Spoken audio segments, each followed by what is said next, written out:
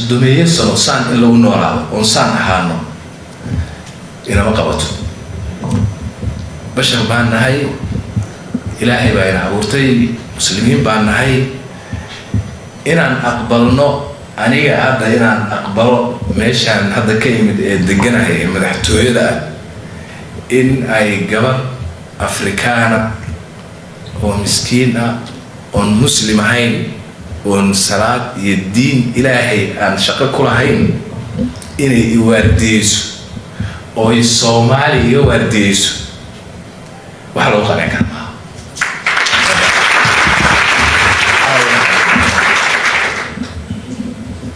وماشي للربيع إنه هنا بتبادلنه ونعذاب كبتبادلنه ونرقن حما كبتبادلنه إنه أي إنه بتبادلين وهل بتبادلين هدي عد كلا كابت بادين يعني حتى المعقول بيهان له لكن وراك هاي اللي قابت بادين وحاول وحلق على الكرماء فجعلنا على أتلست هدينا الساعة هاي الولي عقل جاني فجعلنا عليها سافلها صومال هذا ما ولي عقل جاني والرويه وقدسيه مرنا عادي مني صورة كلمة وحبا ينقى خلطان أنا مركا وحان عاوة رواينا هي ميليشيا إسلا قاعدنا وجيدا نوريا هي دادك ماشا عاركي كيمي يقروح ببضان يعني دادك عاد مكان ميليشيا كاركتين داد في الفرعون هم مقدان داد إسكا مساكين حدنا ساعتي نوليه نورش عارتي وهشيين ساسي قاتين وحاوة نورش عارتي نوليه إننا وماركتي إننا واي نقول نعود السياسة ولي بقى يجد دوتين وقومية وضرب سوتي وكل الدين دول وسوتي وجعل السوري بقى قوس نعم حتى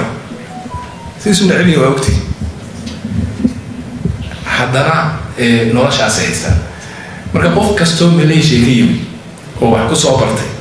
إنه هل كان توي ما ده سيدان كقنعو وسان كوشو زحمة مركاني وحيلتها يسبدل وهالكاس كبلاونيا ولا لهي وحن روا إنان dadkeena ku wacyi gelino inayna saan saxayn noloshana ku jireen saxayn oo inaan isbedelay laga maarmaanta sida uu ergiga gaarka ah arrimaha bini'aadanimada hadda uu ka hadlayay dawladda Soomaaliyeed waxyaabaha priorities hadda waxa ka dadka in la badbaadiyo ilaa qof baa dhimanaya qof bay baahidin qarnigan hadda aan joogno xilligan bini'aad aan meesha ka hadlayno meesha hadda ka waxa aragtiisay la maray ee dadka noocaas ay dhisteen ee waxa sameysteen oo markii inagu aan dawladda ahayn ya lixdameeyadii say ahaayeen ayagu lixdameeyadii kow laba saddex afar maleeshiya taariikhdeeda oo garanaysaa وهذا أدب قرنيسان محاطين محمد أكشيكي بوكا أو شيء عبد الرحمن ووضع آخر سنة أنت بدن وعرض الصومال أدب وآخريان هذا آخر سنة وشيء عسيل هانجر من الإجابة مركا ضد كاس ما أنت صارت تقولي مركا إنا أقول قناعه إنا ضد كان يضو قرني على الجو حلي على الجو الدون كماشو كهرلي أركتين إنا ضد كان باهي يبيران يعنتران إنا يبابايا وحلو قنع كرام وحكى قدرا أنا هادو حكاية من قال لك اسمعيو قال لي قوبوين أجرتها جوين هذا يميل بولجود إلى صدّن كاس كيلومتر مجرد أحسه وحكبه هذا بركة يعني وحولي كنا معدن وماشي كسب حسين ضد كاس لا نجي ضد سين بيا الله نعم يا هيدا يمادا وحلا كريكم باهبا حيسه وحنا نسيب درا 5 كيلومتر بوجرا وبيقولوا نطرطريا هو بيها 5 كيلو 5 كيلو مسجرة بي وبينا ودارنا وبطو كدريا سكيد دريا مركب بدي بقى مركب ديارات وكل ساعة واركتين وحارك يسا لبدي بيو حاجز كبود حي وصيد وكلا تاعي ماركسا waxaas suurtagal baa dad bani aadam oo bashar oo wax garanaya waxaas inaad saas ugu noolaana ma sax ba kan inuu dhinto kan ma sax waxaas sax ma aha caqligii baa si fajacalnaa caaliyaha saafilaha way socotaa way iska soconaysaa dad walaalaha oo maxaan ku dhahaa isku diin ah oo isku dhaqan ah oo waxba u dhaxaynin oo col ah oo isdilaya oo aan nabad ahayn oo isdhex mari karin soomaalida waa aragtiin dhaqankeenu horay waa weligiis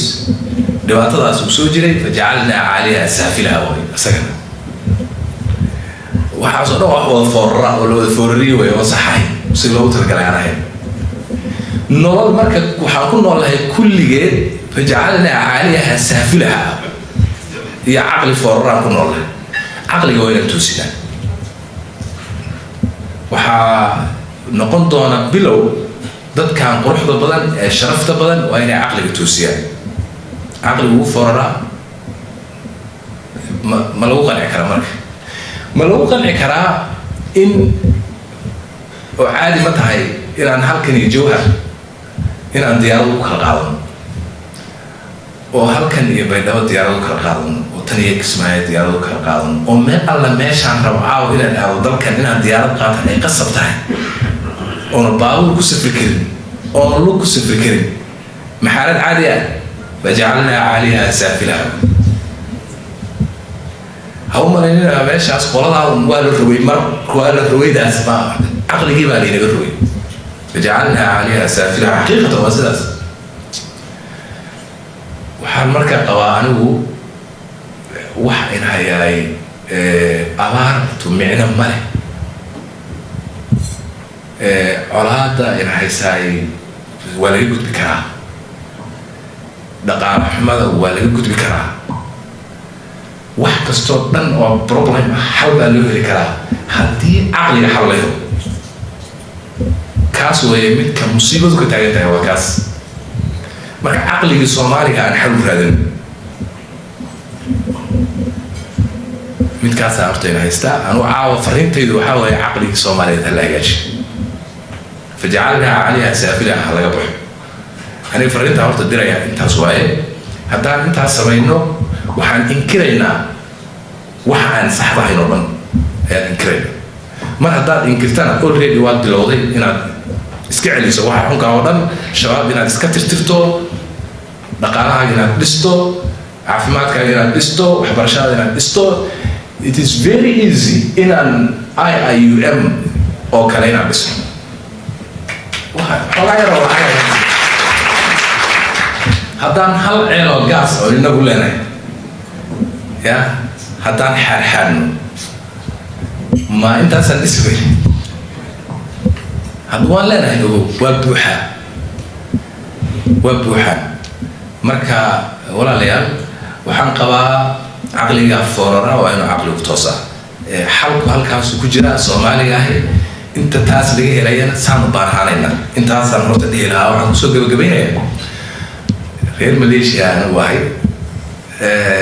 xaniife iyo waa la hadlay dad badan baa hadleen marka waxaan ballan qaadayaa reer Malaysia oo dad qurux badan ah dad wax soo bartay ah dad wanaagsan qalimaan waxaan saxiixay ugu horeeyay ayaga inay dhici karto dadka hadday noqoto xafiiskayga iyo hadday noqoto golaha wasiirada inay ku jiraan shakiga waa jira laakiin waa sidii uu sheegay saaxiibkii sheegay dee representation baad yeelanaysaa laakiin not kulli ma marka haddii aad representation aan ku yeelano waxaan rajaynayaa in lala shaqeeyo kuwa kalena way ku jiri doonaan oo meelo kale ka yimid waxaan rajaynayaa xukuumad sharaf leh oo qiimo leh oo karaamo leh oo caqliga soomaaliga isku dayda inay toosiso haddii ilaahay yidhaahdo inaan keeno ilaahay idinkiis ilaahayna hanoo dhib yareeyo soo duceeya waddankeenu ducu u baahan waa idin sheegay meesha laga hayana waad aragteen anigu saan aaminsanahay waaye waxaan aaminsanahay in wuxuu ka wen yahay waxa la sheegayo waxayna hayaan marka meeshaas Allah inaga toosiyo markaan meesha ka toosno wax walba inoo tusiya aad iyo aad baad u mahadsantihiin waan idinka mahadcelinayaa marka salaam